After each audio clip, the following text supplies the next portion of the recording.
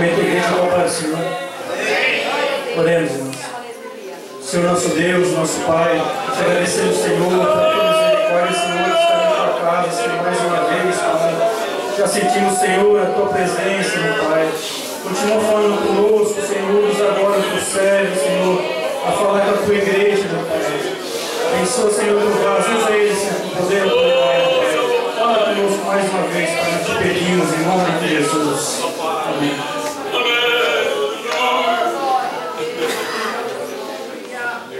Meus irmãos, recebam a paz do Senhor Jesus. Amém. Vamos ler um texto na Bíblia, escrito no segundo livro das Crônicas. Segundo livro das Crônicas. Vamos ler o primeiro capítulo, versículo 3, 4, 5 e também o 6. Primeiro livro das Crônicas, capítulo 1, a partir do versículo de número 3.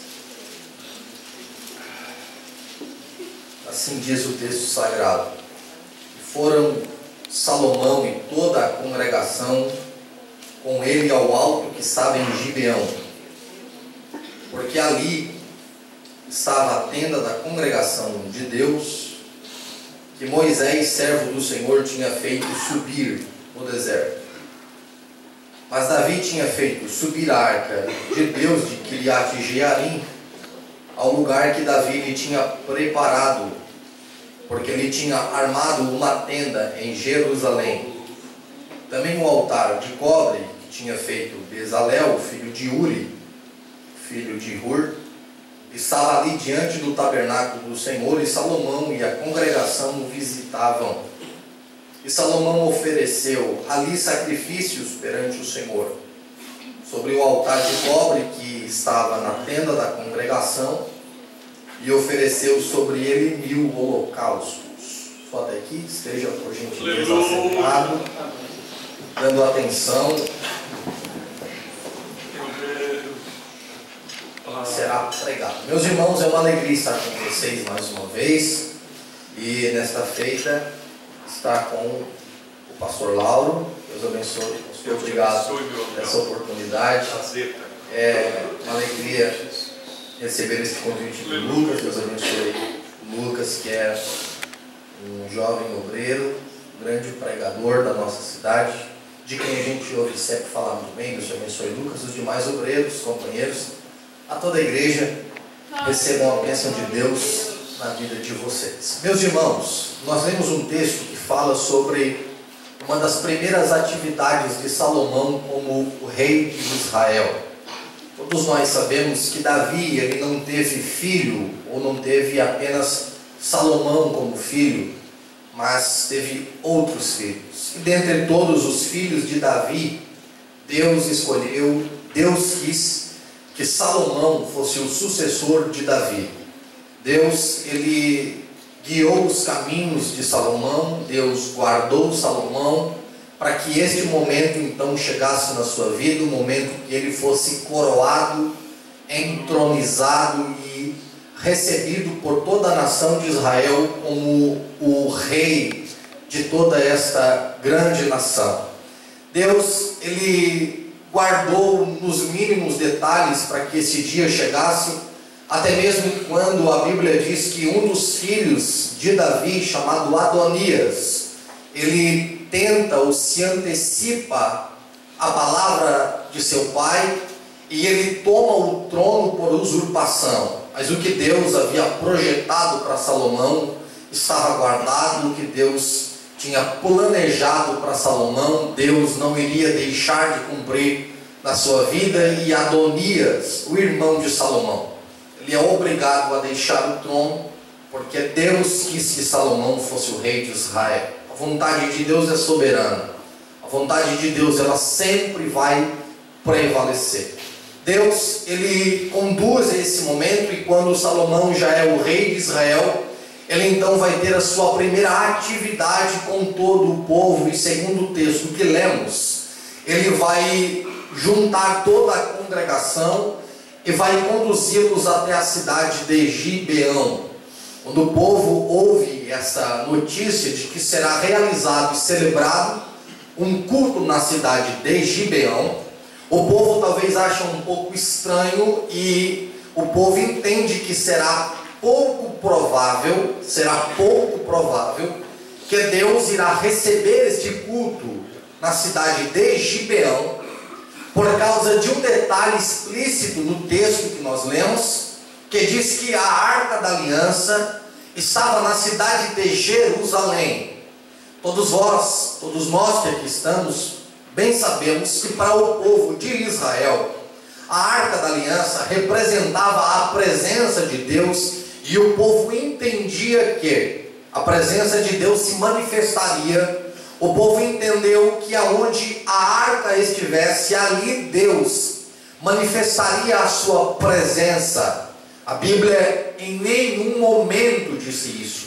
Moisés, que foi quem recebeu a orientação de Deus para construir a arca, em nenhum momento de sua vida disse que isso é uma verdade. O povo entendeu erroneamente isso que eu acabei de lhes dizer, e isso perpetuou-se na mente de todo o povo de Israel, e eles passaram a acreditar que Deus só poderia estar onde a arca estivesse. A maior prova do que estou lhe dizendo está no famoso texto dos filhos de Eli, quando eles, na guerra com os filisteus, perdem a Arca da Aliança.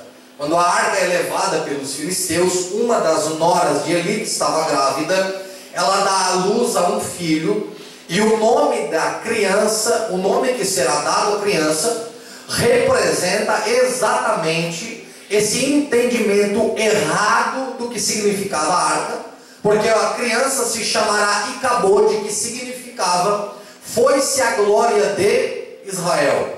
Quando a arca foi levada pelos filisteus, eles entenderam que agora Deus não mais estaria com eles. Quando a arca foi levada pelos filisteus, eles entenderam que Deus não estaria mais presente entre eles. Mas a Bíblia, repito, em nenhum momento da história de Moisés ele disse que isso é uma verdade. Então, quando Salomão, na sua primeira atividade como rei, ele junta a congregação de Israel e sai de Jerusalém, onde estava a arca, e conduz o povo até a cidade de Gibeão, aonde não estava a arca, o povo acha pouco provável que Deus vá receber este culto, porque eu vou repetir, não sendo redundante, mas sim para você gravar, que Salomão está tirando o povo da onde estava a arca, que é Jerusalém, está levando o povo a Gibeão, aonde a arca não estava. Por causa disso, o povo concluiu que Deus não iria receber o culto, que a presença de Deus não iria se manifestar onde a sua arca não estivesse. A bem da verdade é que a conclusão da história é que naquela mesma noite Deus ele vai aparecer a Salomão. A presença de Deus, ela de fato vai até a cidade de Gibeão, mesmo a arca estando em Jerusalém, mesmo a arca estando dentro da tenda que Davi tinha fabricado, confeccionado no centro de Jerusalém. Bem, a verdade é que Deus não está apegado àquele caixote de madeira. A grande verdade é que Deus ele não está limitado a um local específico. A presença de Deus, ela vai estar, a presença de Deus, ela irá aonde houver um coração que o adore, aonde houver vidas que se entreguem a Ele de corpo, alma e espírito. E é exatamente isso que a Bíblia ela vai nos dar a entender. É isso que a Bíblia vai nos orientar quanto ao que é necessário fazer para atrair a presença de Deus. Se a arca estava em Jerusalém, se a arca não estava em Gibeão, mas Deus foi até Gibeão, o que aconteceu para que a presença de Deus fosse atraída? O que aconteceu para que a presença de Deus fosse a um lugar pouco provável? A Bíblia diz que Salomão ofereceu sacrifício de holocaustos ao Deus de Israel na cidade de Gibeão. O Antigo Testamento ele tem pelo menos 5 sacrifícios principais, e desses 5 principais sacrifícios derivam os outros sacrifícios do Antigo Testamento. Os 5 principais, a saber, são sacrifício pela culpa. O sacrifício pela culpa, ele era realizado quando uma pessoa, ele cometia um pecado involuntário, quando a lei de Moisés exigia que algo não deveria ser feito, mas a pessoa sem intenção, mas a pessoa de forma involuntária, ela acabava transgredindo alguma da lei de Moisés. Ela então tinha que oferecer um sacrifício pela culpa. O segundo tipo de sacrifício é o sacrifício pelo pecado. O sacrifício pelo pecado é o sacrifício pelo pecado intencional. Se o sacrifício pela culpa é pelo pecado que a pessoa não comete propositalmente, o sacrifício pelo pecado, este sim, ele é sacrificado quando a pessoa deliberadamente, quando a pessoa conscientemente, ela desrespeitava alguma da lei de Moisés. O terceiro sacrifício é o sacrifício pacífico. Esse sacrifício, ele não era realizado por causa de um pecado voluntário ou involuntário.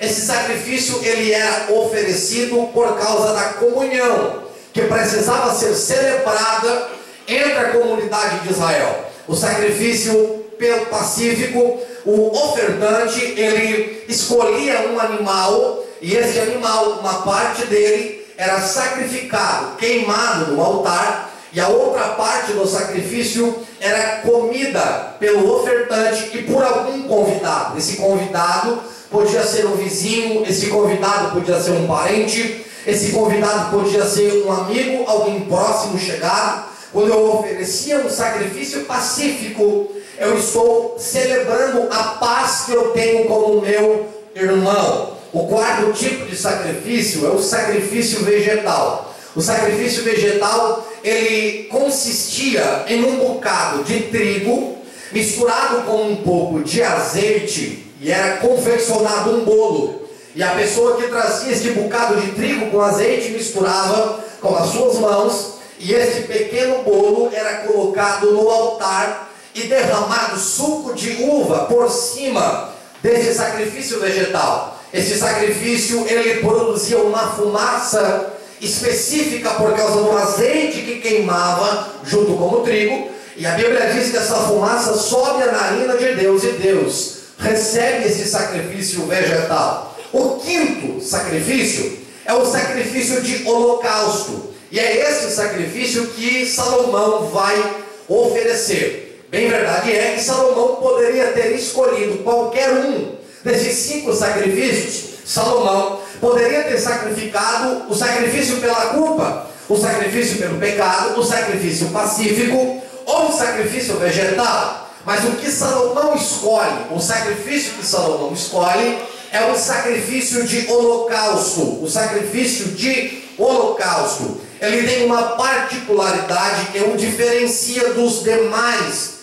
sacrifícios do Antigo Testamento. Esse sacrifício de holocausto, ele é o único sacrifício que ele é queimado inteiramente ao Senhor. Os 4 sacrifícios anteriores que eu lhes falei, todos eles, uma parte é queimada e a outra parte é comida pelo ofertante. Uma hora pelo ofertante e seu amigo, outra hora pelo ofertante e pelo sacerdote, pelos levitas, porque eles viviam das ofertas que era trazida pelo povo de Israel. Mas o sacrifício de holocausto poderia ser um animal bonito, podia ser um animal bem criado, podia ser um animal bem gordo, podia ser um animal com uma picanha deliciosa. Nesse sacrifício, o sacerdote, ele não teria oportunidade de colocar a sua mão e nem de comer a sua carne. Nenhum amigo do ofertante, nem o filho do ofertante, nem a esposa do ofertante.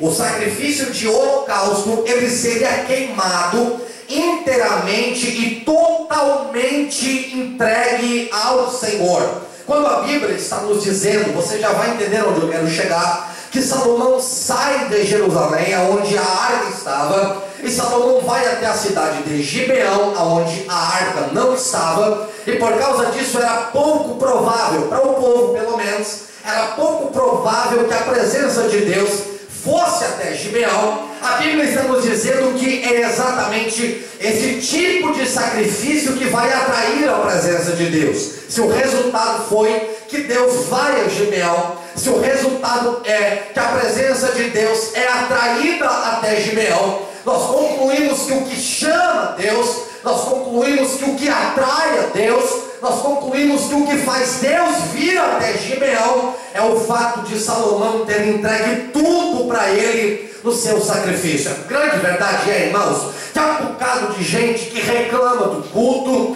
que reclama que o pregador não estava ungido, que o cantor que cantou não estava com a unção de Deus, que o culto foi frio, que o culto foi monótono, que o pastor não estava com a cara boa, que quem dirigiu o culto não dirigiu de maneira agradável. Aí vai embora reclamando porque não sentiu nada. Mas Salomão está nos ensinando que a presença de Deus, ela é atraída, ou ela será atraída, quando eu, como um sacrifício de holocausto, eu entregar tudo para Ele no momento do meu culto. Eu não sei se você já entregou alguma coisa para Ele nessa noite, mas se você ainda não entregou nada, eu te convido a levantar uma das suas mãos ao céu, aleluia, e com uma palavra de louvor, entregue a tua vida a Ele nessa noite.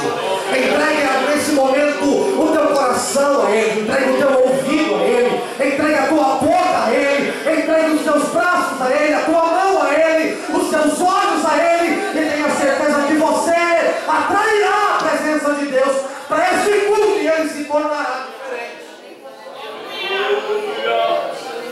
É o sacrifício de holocausto que Ele vai sacrificar.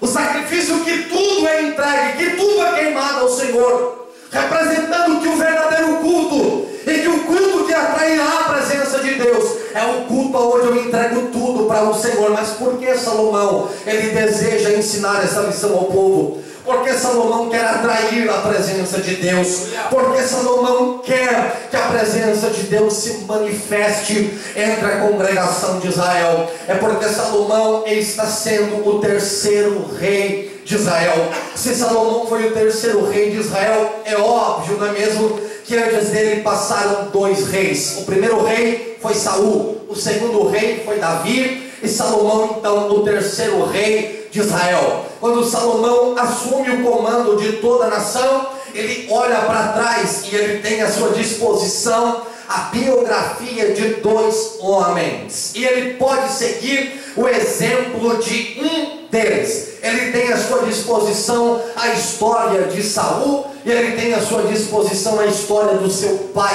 Davi. Salomão vai agora então tomar uma atitude. Qual exemplo eu vou seguir? Em quem eu vou me espelhar? Qual método de vida eu vou adotar para eu fazer igual? E ele começa a analisar a história de Saul, e ele enxerga um homem que começou bem, mas que terminou mal. Ele conhece a história de um homem que deu passos bons, mas que também deu passos maus. Ele conhece a história de um homem que começa com a presença de Deus, mas que termina sem a presença de Deus, por causa da sua desobediência e de sua precipitação. Saul, ele é considerado precipitado, porque o sacerdote e juiz Samuel, e também o profeta, disse: tu me espera para que quando tu realizar um sacrifício, eu esteja presente. E a Bíblia diz que Saul, precipitado,